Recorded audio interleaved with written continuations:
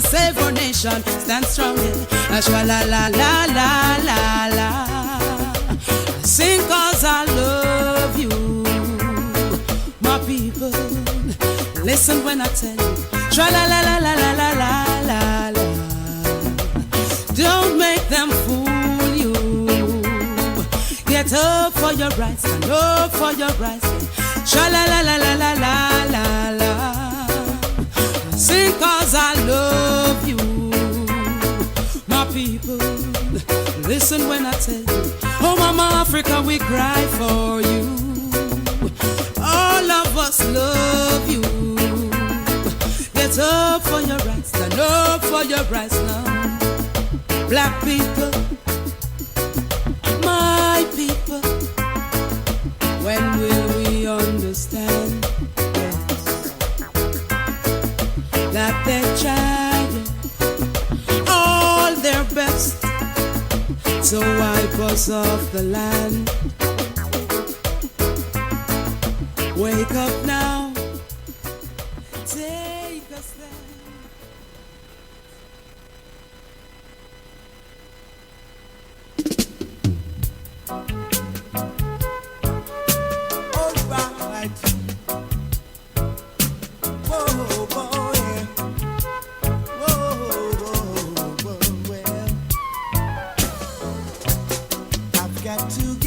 Myself together, yes, can't afford to let my faith go.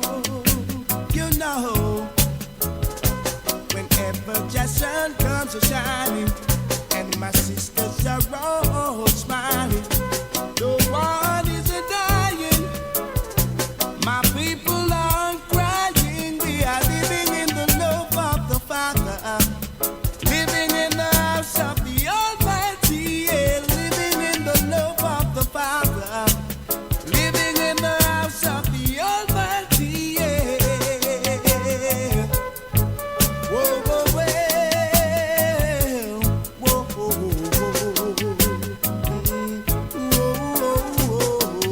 whoa, whoa. The days of destruction will never be. Oh no. Not unto a wise man who will see. Yet the fool thinks he knows it all. Here comes later, he stammers and falls. He goes down for a reason. Jack is giving him a beating to the foundation. He'll have to go down to the foundation. Chant him down to the foundation. He'll have to go down to the foundation.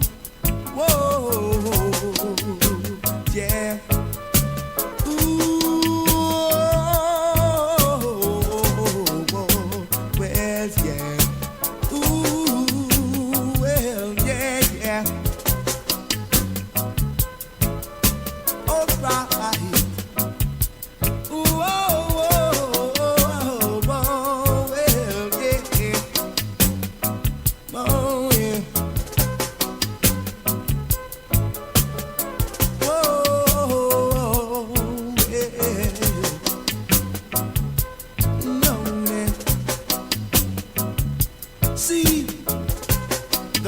of destruction will never be. Oh no, not unto a wise man who will see. Yet the fool thinks he knows it all.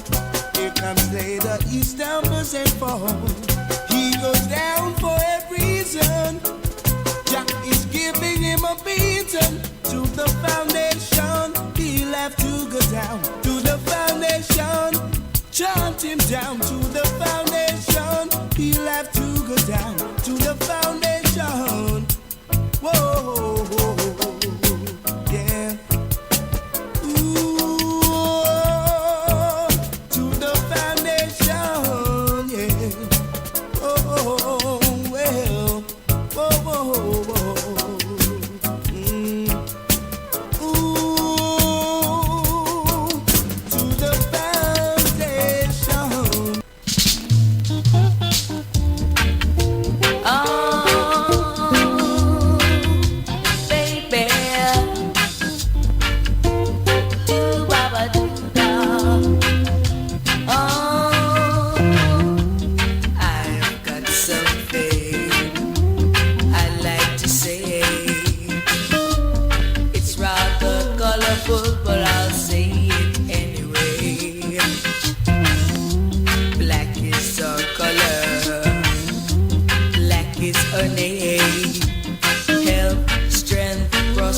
beauty and wisdom is our gain.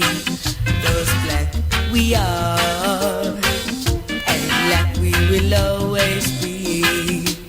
Black in the sight of everyone is so beautiful to see. Ah, da da, baby, yeah. Come on and show me how really black you are, baby. Ooh, baba doo da. Oh.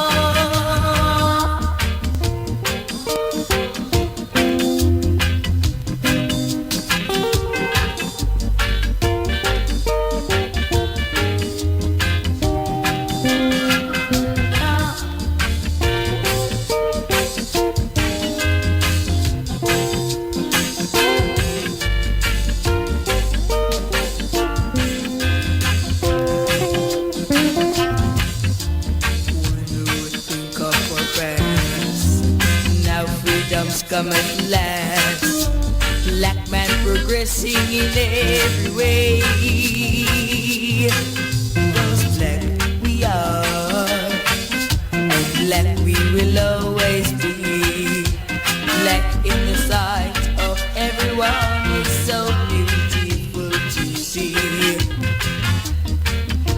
Oh now baby, come on and show me how really black you are, oh my darling, oh baby, oh baby, ooh baba doo da, oh. This show is sponsored by Glass R Us, 730 Seven Sisters Road, London, N15 5NH. Call Glass R Us for all your glazing needs on 0208 800 6663. For your glass and double glazing repairs, shelving, tabletops, splashbacks, mirrors, shower cubicles, balustrades and balconies. You can trust Glass R Us because they are completely transparent. Back on the other side of that short break. Hope you guys are doing good. This is the Afrocentricity Bookman show. This is Brother Jegna. We are reading the excellent book, a book that makes us think, by Chika Onyeani. It was published in 2000 and it's called Capitalist Warrior. Actually, the name warrior, the word warrior, I'm adding myself because the title has the word Nigger. I don't want to keep saying that. So Capitalist Nigger is the book. I think you call the book that for obviously for the shock value of it. But the book is an excellent book. It's a book that makes us open our eyes and actually sit down and think. We can move away from the TV and all that rubbish foolishness we waste our time on and really read a book which is really going to enlighten us and let's move forward as a people. I've got a couple of one in particular. There is an event happening, and it is happening on Saturday the 14th of December. So a brother called Kemi Seba, that's Kemi, Kemi, and Seba, Seba, Kemi Seba will be live in London. So who's Kemi Seba? He's from Benin, he is French speaking, he was born in Benin, but he grew up I think a lot of the time in Paris. He's a Pan-African brother, and he's a serious speaker, and he doesn't mix his words. He wants the liberation of Africa. He believes that African sovereignty, we must be sovereign of the whole continent, not foreigners. Because he lives in a part of Africa where France is exploiting the nation to keep in poverty for so much, he speaks about that. He was actually asked to leave one of the African countries because the French Francophone money, which is in Africa, the CFA, he set fire to it on film. And many of the masses of the youth will follow him because he fires them up and they can see what he's saying the truth. And obviously because many of us don't accept our colonial masters, we will kind of keep the country kind of quiet. So anyway, if you want to hear Kemi Seba speak, he does speak English, but you'll also have translators there. If anything that is not clear to speakers, he will be speaking on London on Saturday the 14th. So if you go to shubes.com or to Even Bright and put in Kemi Seba, Kemiseba, Kemi Seba, he'll be speaking. This is on Holloway Road.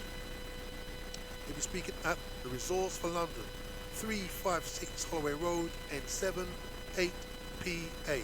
Again, Saturday the 14th of December, one night only, at the Resource for London, which is 356 Holloway Road, N7, 6PA. The great Kemi Seba, you really need to hear this brother speak. He really fire you up, and you understand what needs to be done, and he tells us what's happening in Africa more than what we know for ourselves right now. Okay? If you go to shubes.com, SHOOBS, you can get ticket there, or Even Bright. Just put in Kemi Seba and you'll get the details. Okay. So I'm going to move on. We are reading The Capitalist Warrior, which is a really excellent book. It opens our eyes, let us see the world, the things maybe we're hiding. We're like ostriches putting their head into the ground. Some things we don't want to see because they're too painful.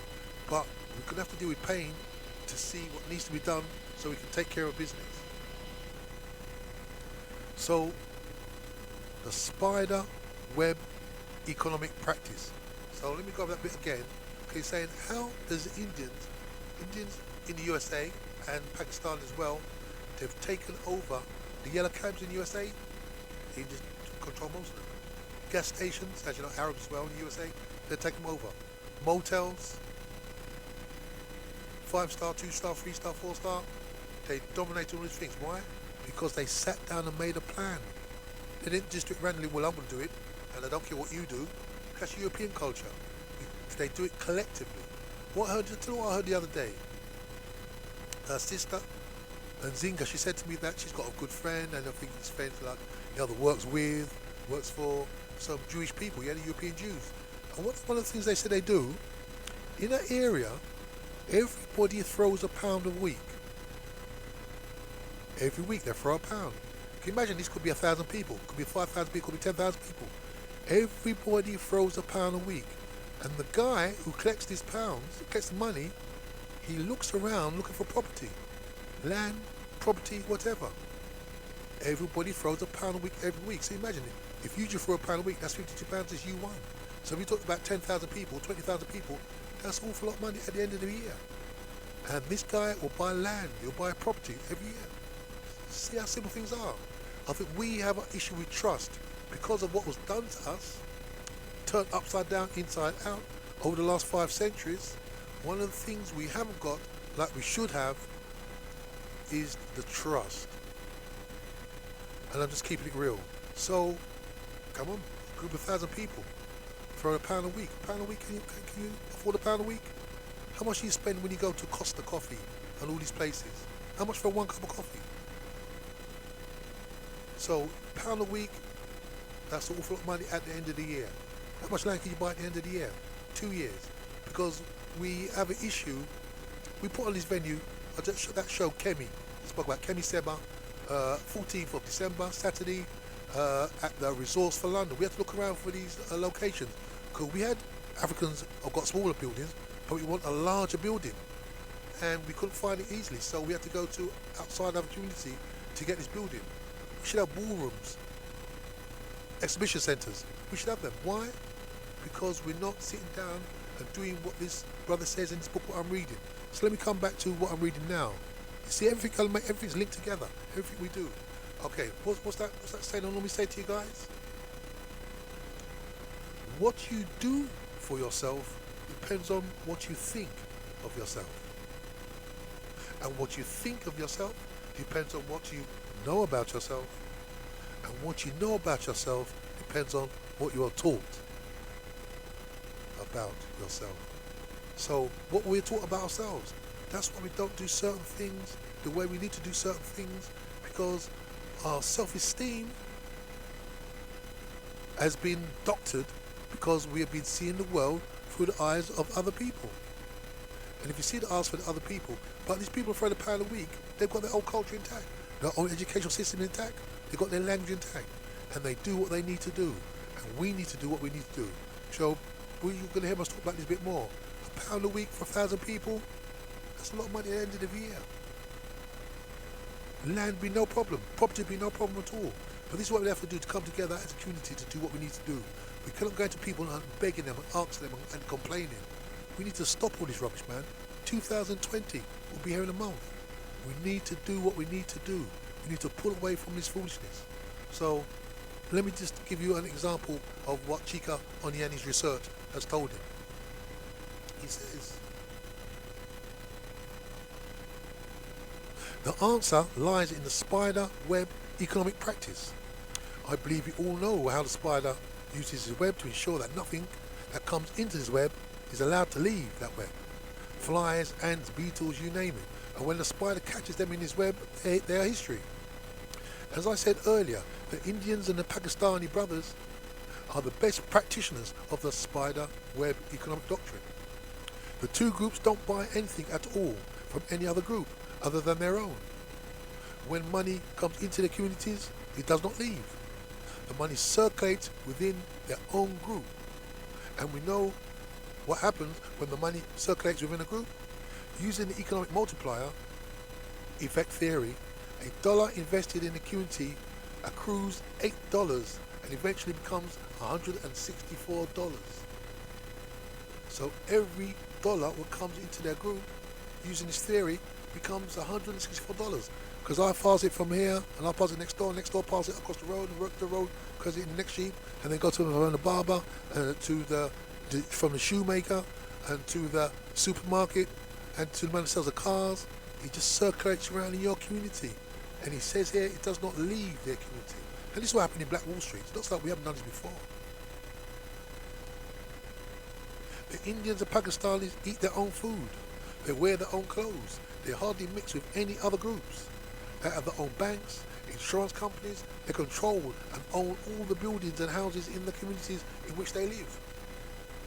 An Indian will travel more than 200 miles to purchase a product from another Indian, rather than buy it from a non-Indian, making sure they keep the money circulating within their community.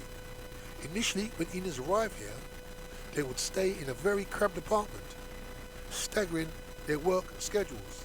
Of course, it has to be noticed that they are already highly qualified when they arrive here. Within a few months, they are able to pool their resources together to purchase the building outright. This practice repeats itself over and over. That's how Indians have created communities for themselves throughout the USA and control everything within that community. The doctrine of the spiderweb economic doctrine has enormous advantages and hardly any downside to it. For the Indians and Pakistanis, it has made it very convenient for them to provide jobs to people immigrating to the USA without too much of a hassle. When, on the other hand, continental African immigrants arriving in America have to struggle, for the same menial jobs that their brothers and sisters are still fighting for, thereby creating increased animosity between the two groups. As I said, I admire the Jews enormously for what they have achieved in the course of 100 years of persecution by other groups who are jealous of their accomplishments. Just look around you.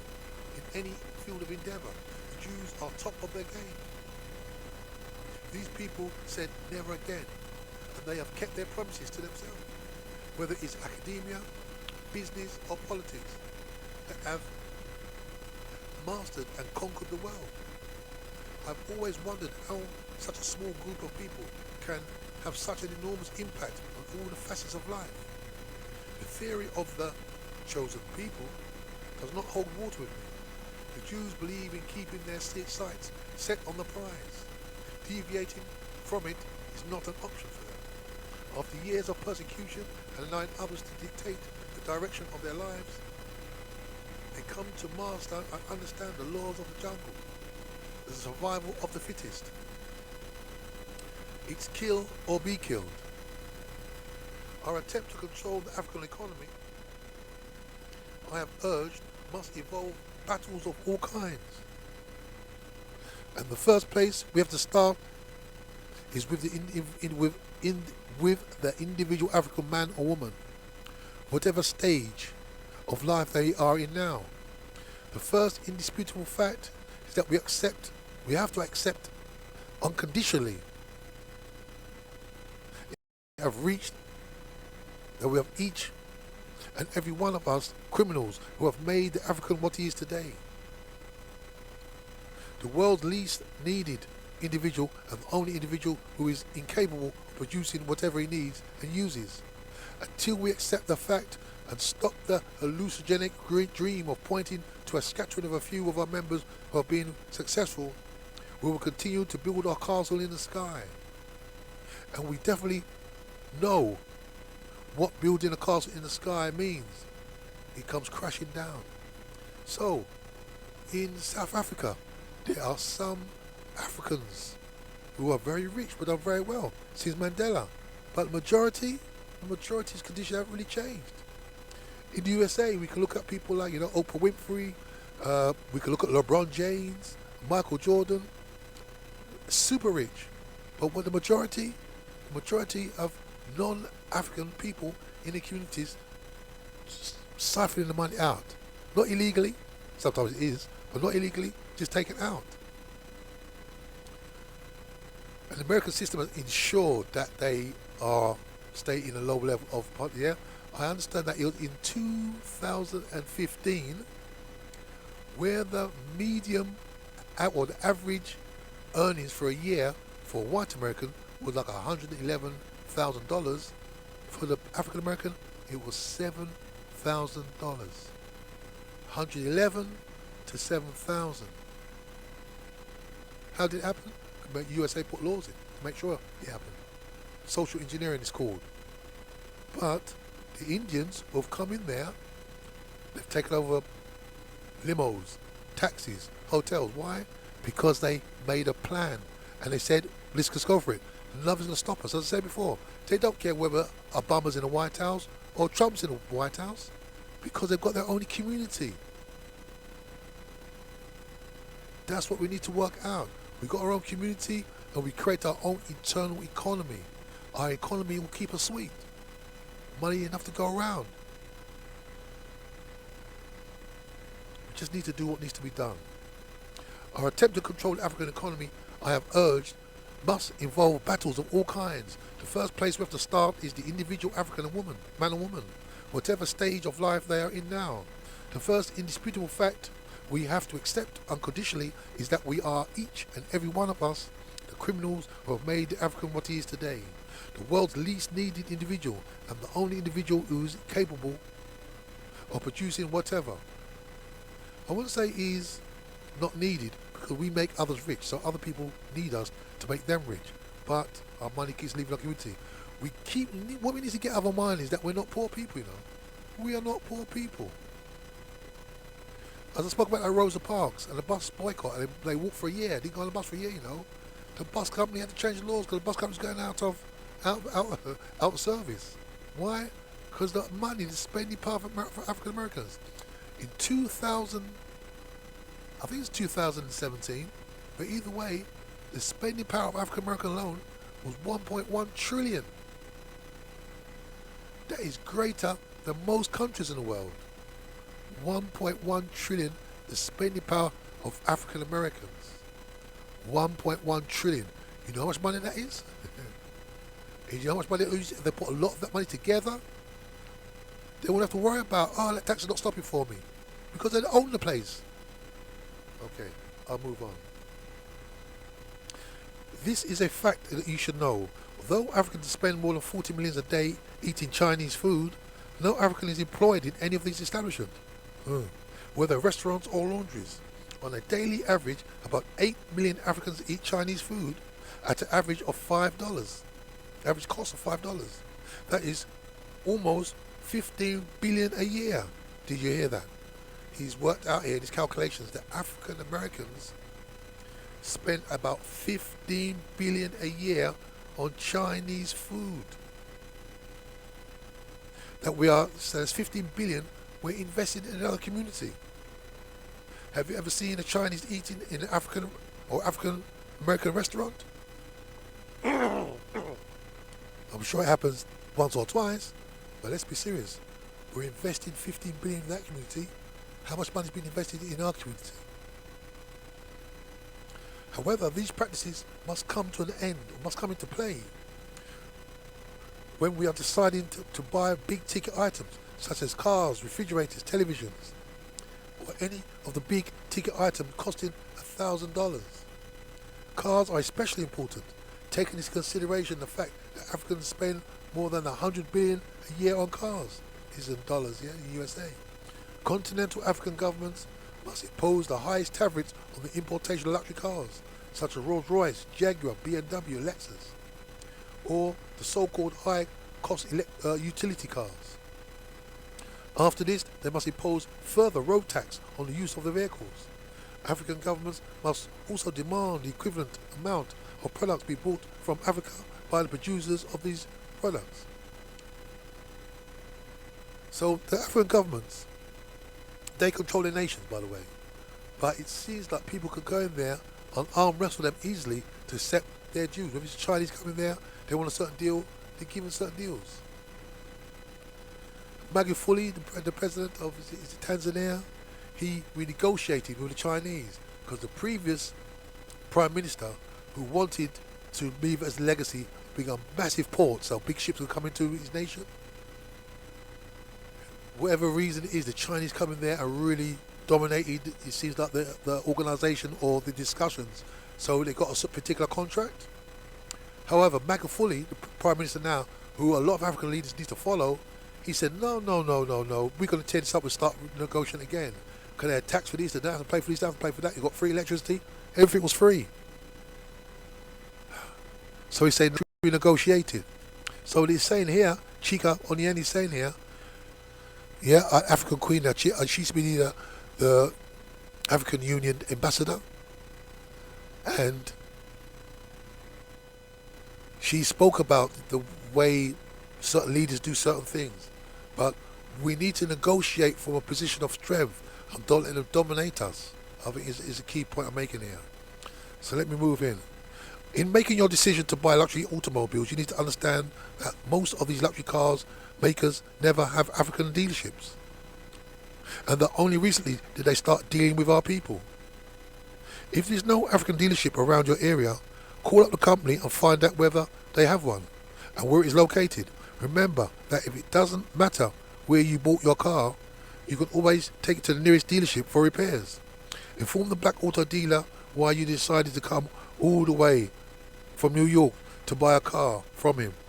In which case, if he is not dumb, he will realise the enormous potential he has in his hand by doing everything to placate you so that you'll send other referrals to him.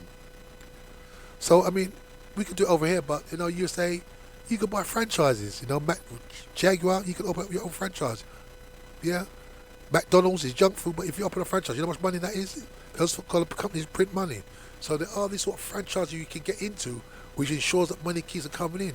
You can go to maybe the more ethical franchises, which is not junk food, but there's a lot of franchises out there to get into. Remember, they have franchise big exhibitions. You can go to places, who knows, O2, wherever else, in the Dockers, wherever else. You can learn about how to do these things.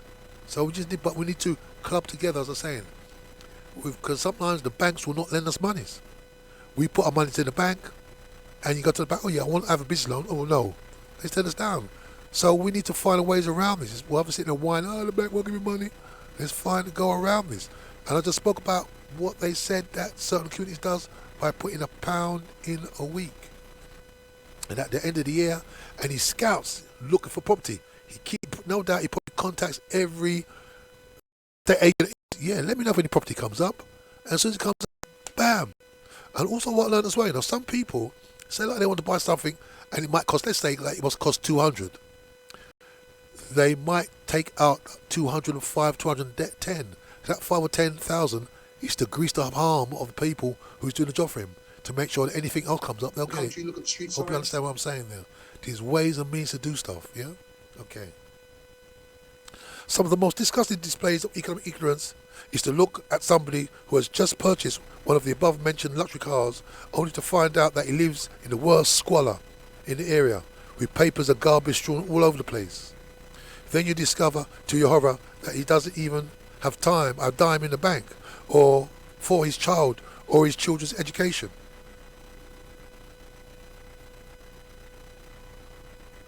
And we may know people have done it before. I remember years ago, Caesar talked to me that this guy had a beautiful car. I mean, really beautiful, high-end car. But where did he live? He was living in a council flat. Couldn't he use that money to buy a big house? And then, when you got a house, you got something to leave to your children. You got something to leave to your wife. You got something to leave to your family. But a car, as you know, you drive a brand new car off the showroom, he loses like 20-30% the minute you drive off there. We need to think. We need to think correctly on what we're doing, yeah? We think that driving around in a beautiful car, but you haven't got a penny to rub together in the bank, we think that's kind of wealth. And it's our status. Buying trinkets and big gold rings and big gold chains, that's not wealth. Owning buildings is wealth. Owning land is wealth. Companies that you have something to leave to your family. If you you might have a nice job, but you can't leave your job to your family. So you need to do something with the money you earn from the job. We should apply the same policy in searching for the area we move into. If you are still living in an apartment and want to buy a home, what is your motivating factor when looking for a place? Is a consideration based on the fact that you want to live in a Caucasian community rather than moving into an African community? The flight of the so-called black middle class to Caucasian neighborhoods has been critically and amply documented. It doesn't require any further analysis here. The purchase of a home should require the same form of consideration and guide that we enunciate when buying a luxury automobile. What is it in it for you for moving to a Caucasian neighborhood? Will your neighbors feel your moving in will result in the depreciation of your property values? With the flight of your new neighbors, the value of your property will no doubt decrease and you will be on your own to losing your investment, because certain other blacks of your ilk will also move there.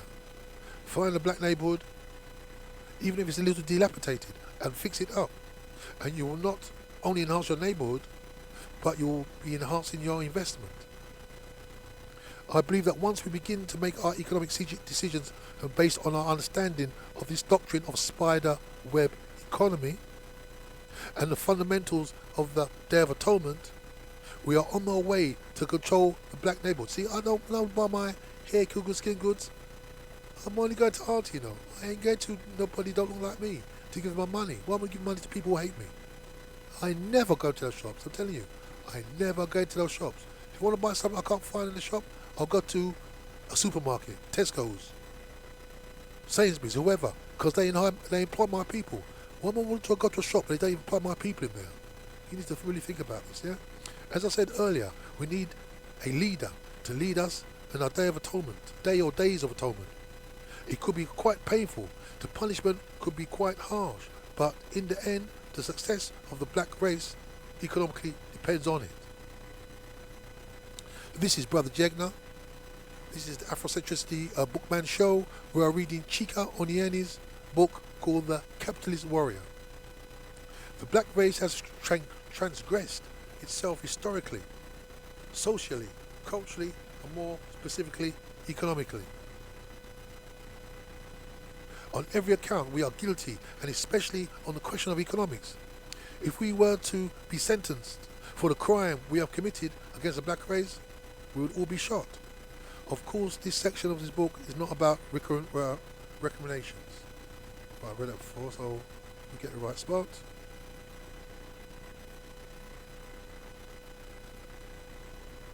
Right, so super capitalist warrior. Obviously, he uses the word, the N word, super capitalist, but super capitalist warrior. In this book, I believe I've successfully established and defended my thesis that the black race is a non-productive but rather a consumer race. I have gone on to question the intelligence of my people, especially when they continue to patronize groups which have utter contempt for them.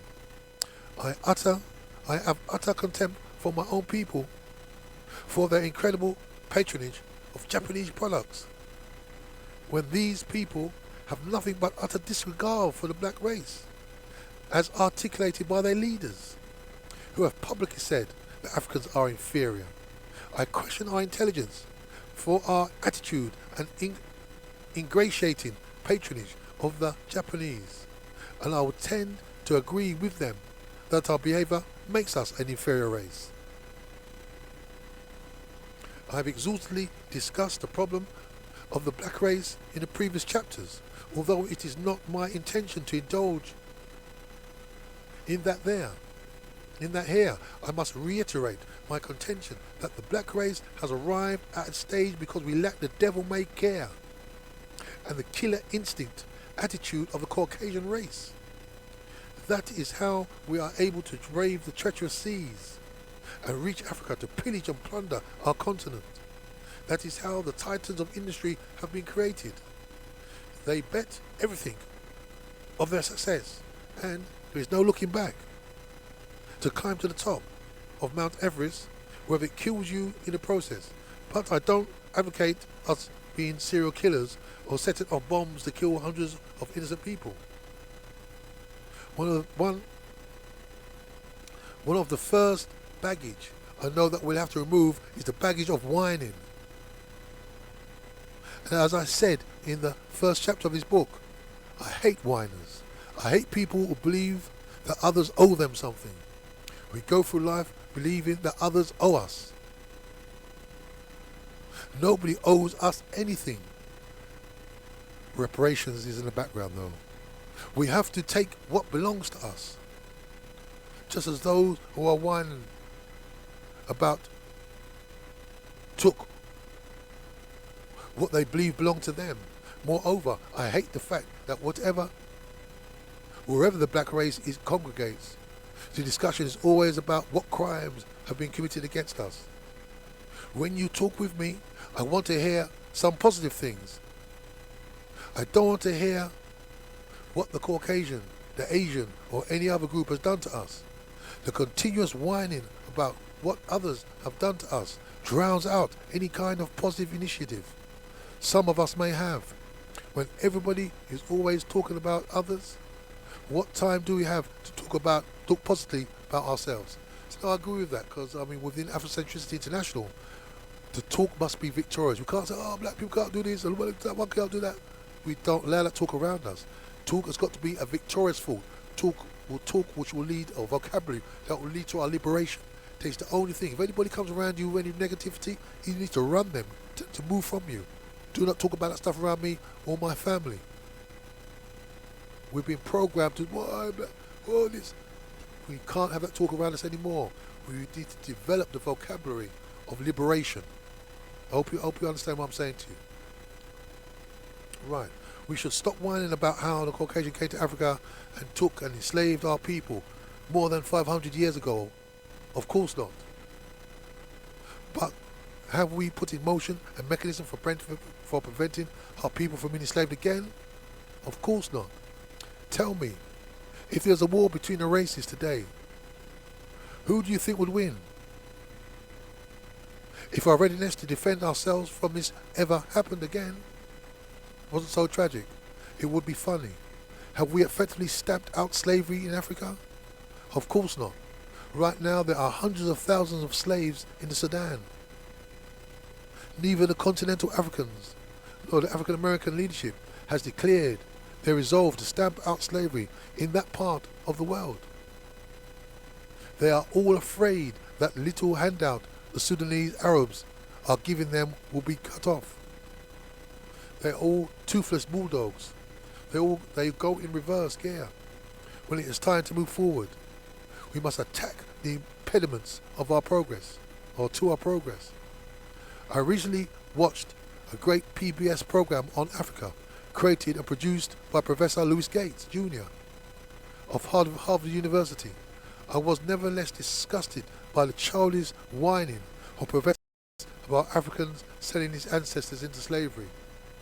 I say to you, Professor Gates, this is the time to right the wrong, to assure you that we will be totally behind you when you take up the mantle and lead us in eradicated slavery in the Sudan or anywhere else on the African continent. Be a capitalist warrior, Professor Gates, and stop whining. Africa also possesses a lot of petroleum.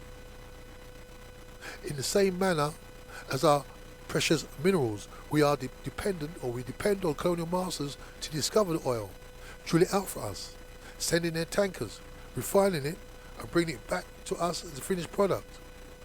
It's the same whining. I don't want to hear it anymore.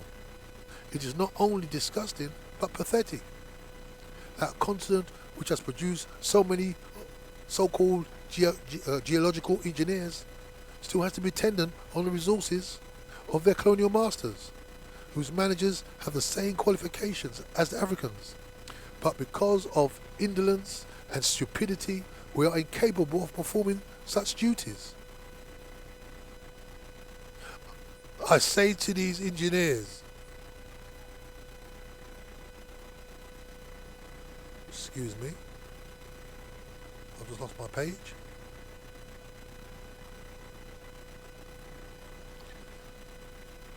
So bear with me please, I'll just drop my book here, so I'll get there in a minute.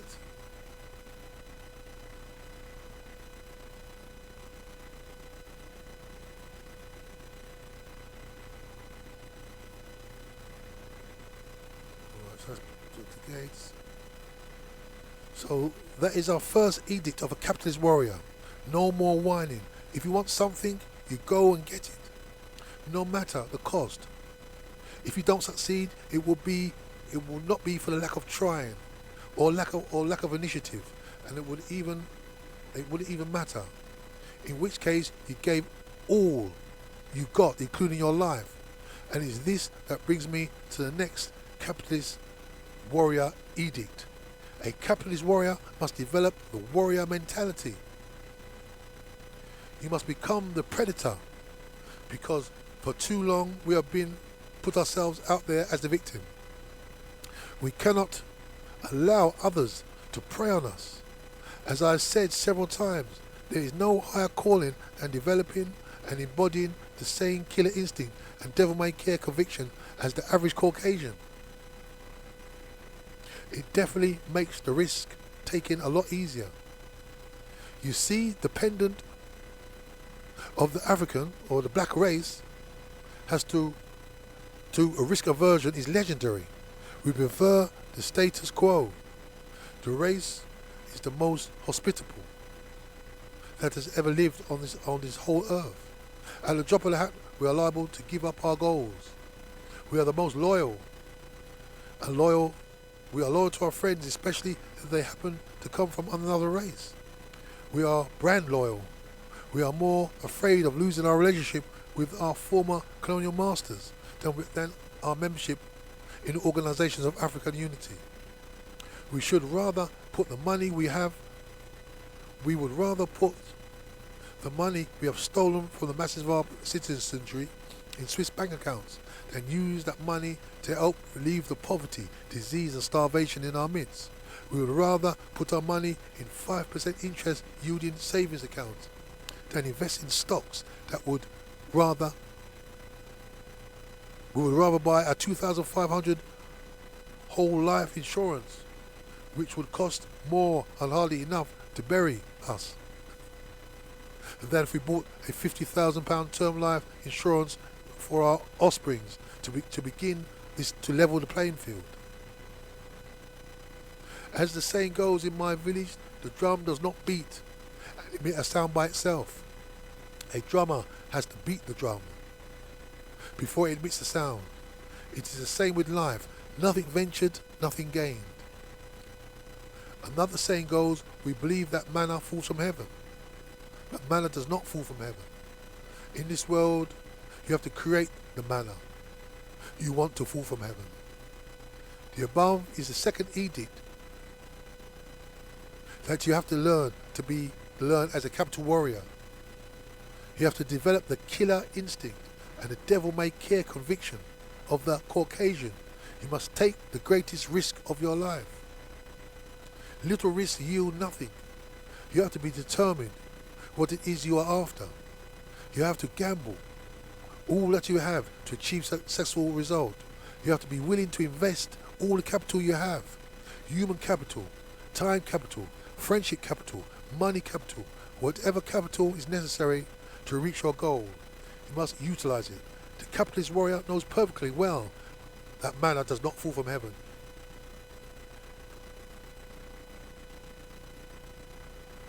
He has greatly impacted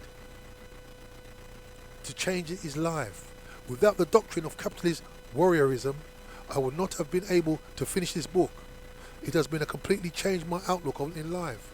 Whatever I want, I will get. When I started this book in April 1999, I gave myself 3 months to finish it.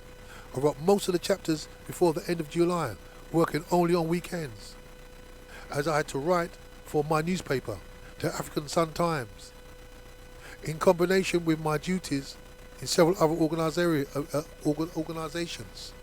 Through the ideology of capitalist warriorism, I analyzed some of the companies whose products are heavily used by the African communities. One of these companies was the Heineken Company. You see, apart from Guinness, Heineken beer is the beer of Africans prefer to drink. They drink it like water.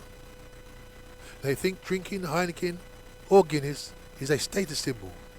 On Heineken alone, it is estimated that the continental Africans drink more than 3 million cases of the beer a year. Wherever there is an African party, it will not be complete without Heineken or Guinness.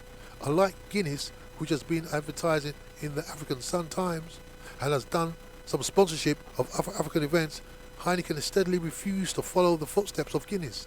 In fact, I had reliably informed that Heineken felt that they didn't have to advertise to the African community for the beer to be continued to be consumed. As a capitalist warrior, I decided that Heineken must not be allowed to get away with disrespecting our community and not giving back to the community which was given so much of his company here in America. I sent a letter to Heineken USA importers in which I told them that maybe they were not interested in over 3 million cases of Heineken beer that Africans consume in America. In which case, I will have to start informing the community. Needless to say, the Heineken USA importers started advertising in the African Sun Times, starting in July 1999. Of course, that is not the only way my life has been affected by capitalist warriorism. Through the doctrine of the capitalist warriorism, I feel more confident I can achieve whatever goal I set myself. I now totally believe that I am the architect of my fate. I have looked at the mirror and have seen the culprit. There is absolutely nobody else who is responsible for whatever happens in my life except myself. Completion of this book has been one of the greatest achievements of my life. Without the doctrine of capitalist warriorism, I would not have been able to do it. This is my pledge to you.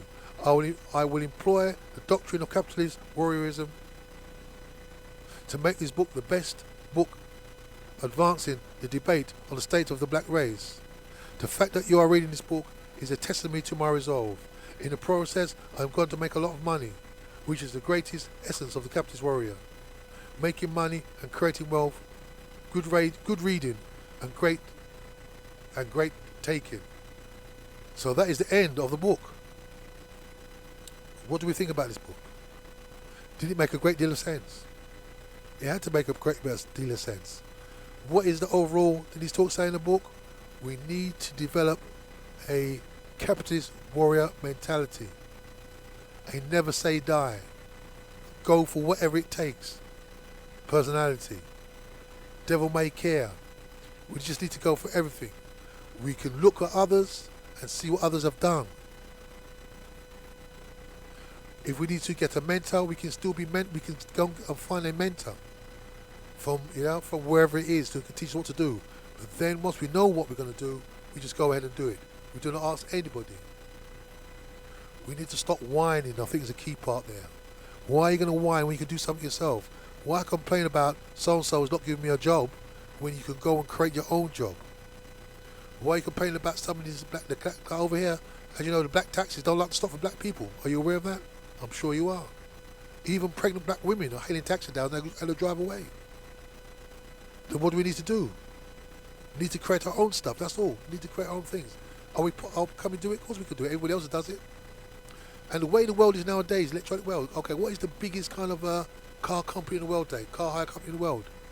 It's Uber, and they don't own a car. Which is the biggest property rental place? Airbnb, and they don't own one property. See, nowadays there's technology out there. So what we need to do is somehow use our greatest technology. We just need to use the best technology out there to do what we need to do now. A lot of money can be made online, by the way. So before, back in the day, we had to work and sweat to earn the money. But now, if you've got some money, you can make your money work for you. There's different ways to make. So it just takes research to do what we need to do. But we can see there, the book is similar to the philosophy of Afrocentricity. He's saying we need you to see the world, see reality once for a change. One thing about Afrocentricity is that it's a transforming agent. It transforms everything so things look different than before. Do you understand what I'm saying? Was that song by Johnny Cash? You'll come to me. Johnny Nash. I can see clearly now the rain has gone. When you get Afrocentricity, you begin to see the world clearly. You see things maybe you didn't see before. You can analyse. So when you watch the TV, you can see that's not right. You read the newspaper, you can say, oh, they're lying to me.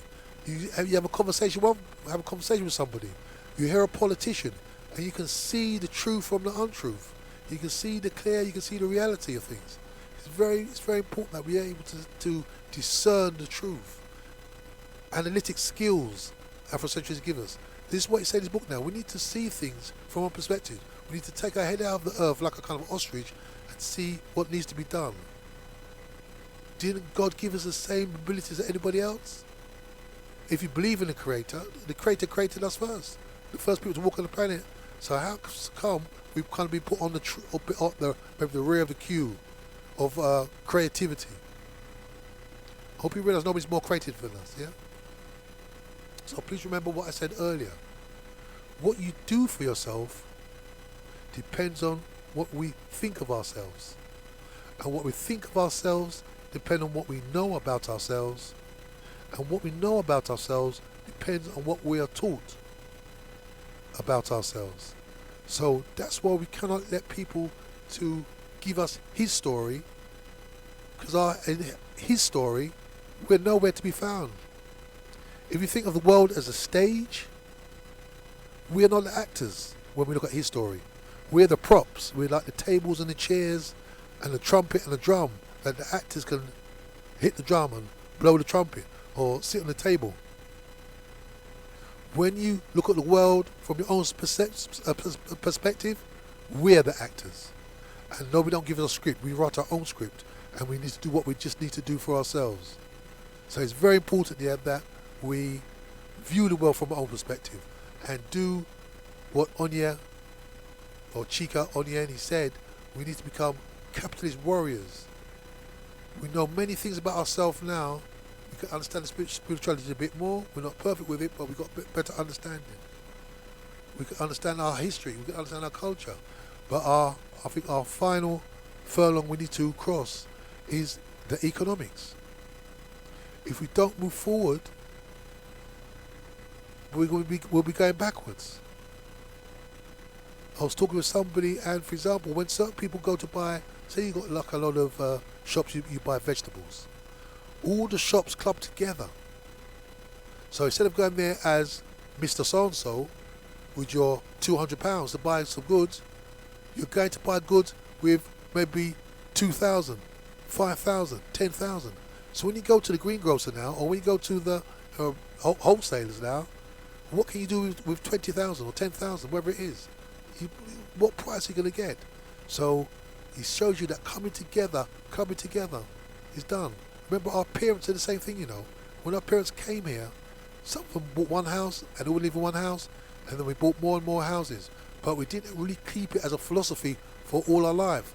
We gave it as a philosophy to maybe our start off, our beginning, but we didn't continue. If we use that same philosophy one of our parents had, then we'll be a lot further along the line.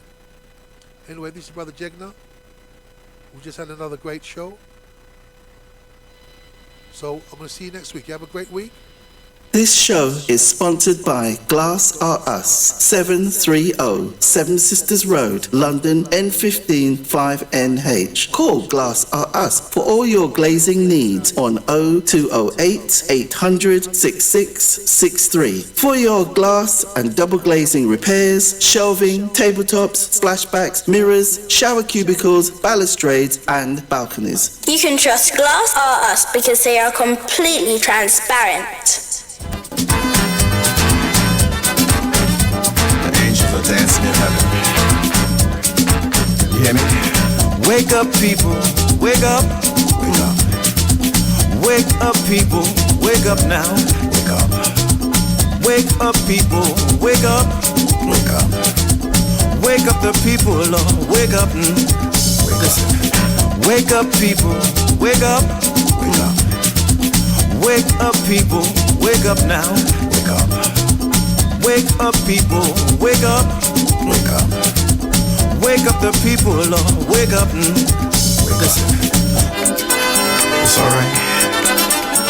It's okay.